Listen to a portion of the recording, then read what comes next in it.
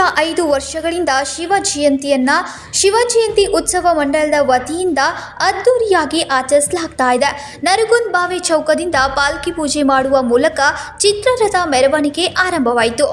ಈ ಸ್ಥಳದಲ್ಲಿ ಅಕ್ಷಯ ತೃತೀಯ ಸಂದರ್ಭದಲ್ಲಿ ಪೂಜೆ ಸಲ್ಲಿಸುವ ಮೂಲಕ ಶಿವ ಜಯಂತಿಯನ್ನ ಆರಂಭಿಸಲಾಯಿತು. ಇದೇ ವೇಳೆ ನೆರೆದಿದ್ದ ಶಿವ ಭಕ್ತರಿಗೆ ಪ್ರಸಾದವನ್ನ ವಿತರಿಸಲಾಯಿತು. ಈ ಸಂದರ್ಭದಲ್ಲಿ ಅನೇಕರು ಉಪಸ್ಥಿತರಿದ್ದರು. बेळगाव मध्यवर्ती शिवजयंती उत्सव मंडळ 1919 साली स्थापन झाला. आज त्याची 105वी शिवजयंती आम्ही साजरी करत आहोत. गेली 100 वर्ष सातत्यानं मध्यवर्ती शिवजयंती उत्सव मंडळ वेगवेगळे कार्यक्रम घेते. आणखीन अक्षय तृतीया म्हणजे द्वितीया दिवशी वैशाख द्वितीया दिवशी परंपरेनुसार शिवजयंती उत्सव मंडळातर्फे आम्ही शिवजयंती साजरी करतो.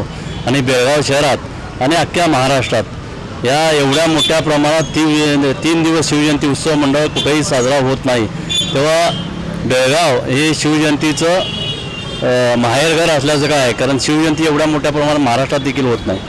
तेव्हा सातत्यानं इथला मराठी माणूस आपला प्रश्न जीवन ठेवण्यासाठी मोठ्या ईर्षेनं शिवजयंती उत्सव साजरा करतो आहे आणि आपलं मराठीपण जागृत करतो आहे. यासाठी बेळगावातील सर्व मंडळं गेली 15 दिवस एक महिनाभर आपलं सर्व देखावे लेझीममेळे लाठीमेळे जहान पथक याची तयारी करत असतात.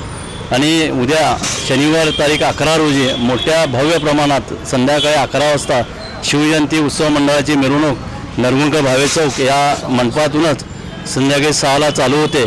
अशाच पद्धतीनं गेली 50-1 वर्ष बरेच वेळा काही अडचणी आल्या तरी शिवजयंती उत्सव मंडळानं प्रत्येक अडचणीला मात करून मोठ्या प्रमाणात बेळगाव मध्यवर्ती शिवजयंती उत्सव मंडळानं साजरी केलेली आहे.